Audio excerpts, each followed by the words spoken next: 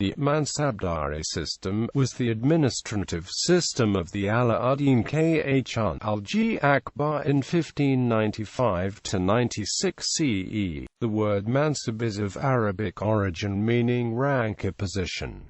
The system, hence, determined the rank of a government official. Every civil and military officer was given a mansab, and different numbers which could be divided by 10 were used for ranking officers. It was also meant for fixing the salaries and allowances of officers. It was a system whereby nobles were granted the rights to hold a jagir, which meant revenue assignments for services rendered by them, but the authority bestowed upon them was not unbridled but with the direct control of these nobles in the hands of the king. Abul Fazl has mentioned 66 grades of Mansabdars, but in practice there were not more than 33 mansabs. During the early reign of Akbar, the lowest grade was 10 and the highest was 5,000. Towards the end of the reign it was raised to 7,000. According to Baduni, it was fixed at 12,000.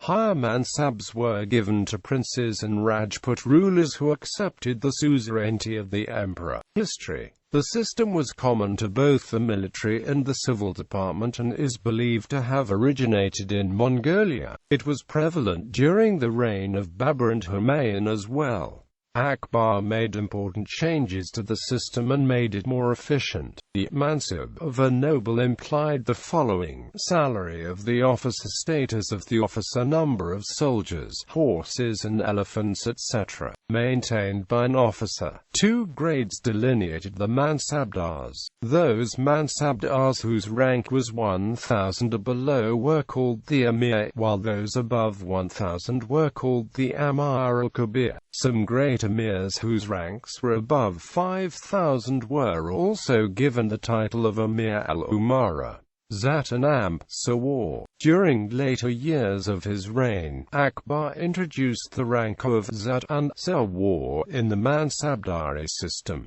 Different views have been expressed regarding these terms. According to Blockman, every Mansabdar had to maintain as many soldiers as were indicated by his rank of Zat, while the rank of Sawar indicated the number of horsemen. Among them, Irvin expressed the view that Zat indicated the actual number of cavalry under a Mansabdar besides other soldiers, while Sawar was an additional honor. According to R.P. Tripathi, the rank of Sawar was given to Mansabdars to fix up their additional allowances. A Mansabdar was paid ₹2 per horse. Therefore, if a Mansabdar received the rank of 500 Sawar, he was given ₹1,000 additional allowance. Abdul Aziz is of the opinion that while the rank of Zat fixed the number of other soldiers under a Mansabdar, the rank of Sawar fixed the number of his horsemen. A.L. Srivastava has opined that while the rank of Zat indicated the total number of soldiers under a Mansabdar, the rank of Sawar indicated the number of horsemen under him. During the reign of Akbar, the Mansabdars were asked to keep as many horsemen as were indicated by numbers of the ranks of Sawar, but the practice was not be maintained by other Mughal emperors.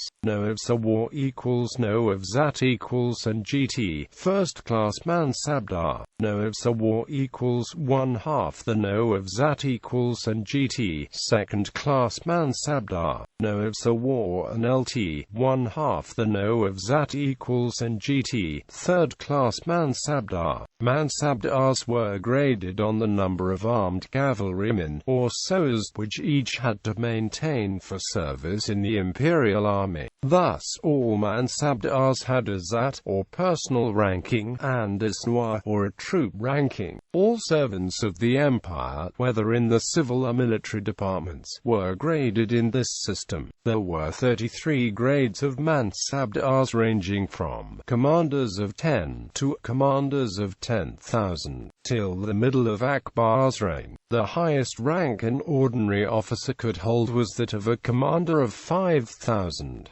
The more exalted grades between commanders of 7,000 and 10,000 were reserved for the royal princes. During the period following Akbar's reign, the grades were increased up to 20,000, and 20 to 25 rupees per horse was paid to a Mansabdar. Additionally, there was no distinction between the civil and military departments. Both civil and military officers held mansabs and were liable to be transferred from one branch of the administration to another. Each Mansabdar was expected to maintain prescribed number of horses, elephants, and equipment, according to his rank and dignity. These rules, though initially strictly enforced, were later slackened.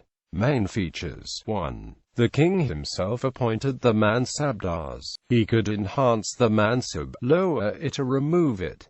2. A Mansabdar could be asked to perform any civil or military service. 3. There were 33 categories of the Mansabdars. The lowest Mansabdar commanded 10 soldiers and the highest 10,000 soldiers. Only the princes of the royal family and most important Rajput rulers were given a mansab of 10,000. 4. A Mansabdar was paid his salary in cash. 5. The salary due to the soldiers was added to the personal salary of the Mansabdar. At times, for paying salaries to soldiers, a jagir was given to him, but the revenue was realized by officers and necessary adjustments made. 6. The Mansabdari system was not hereditary. 7. In addition to meeting his personal expenses, the Mansabdar had to maintain out of his salary a stipulated quota of horses, elephants, camels, mules and carts. A Mansabdar holding a rank of 5,000 had to maintain 340 horses, 100 elephants, 400 camels, 100 mules and 160 carts. 8. Handsome salaries were paid to a Mansabdar. A Mansabdar with a rank of 5,000 got a salary of 30,000 rupees per month. One of 3,000 could get 17,000 rupees, while a Mansabdar of 1,000 got 8,200 rupees.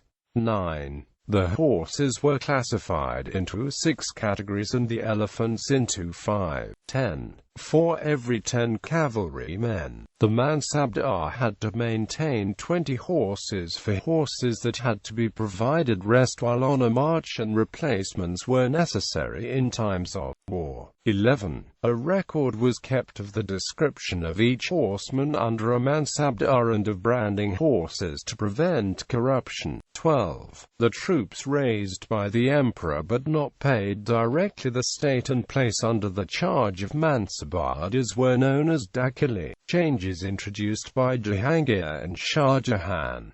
1. Difference in the highest mansab. After Akbar, higher mansabs were introduced. During Jahangir and Shah Jahan's reigns, the mansab of a prince was raised to 40,000 and 60,000 respectively, as against of 12,000 during Akbar's reign. 2. Reduction in the number of soldiers. Shah Jahan reduced the number of soldiers kept by a Mansabdar. Now each Mansabdar was required to keep 1/3 of the original number. Sometimes, it was even reduced to 1/4 or 1/5. 3. Difference in the categories of Mansabdars. During the time of Jahangir and Shah Jahan, the number of categories of Mansabdars was reduced to 11 as against 33 mentioned by Abul Fazl in his book Akbarnama.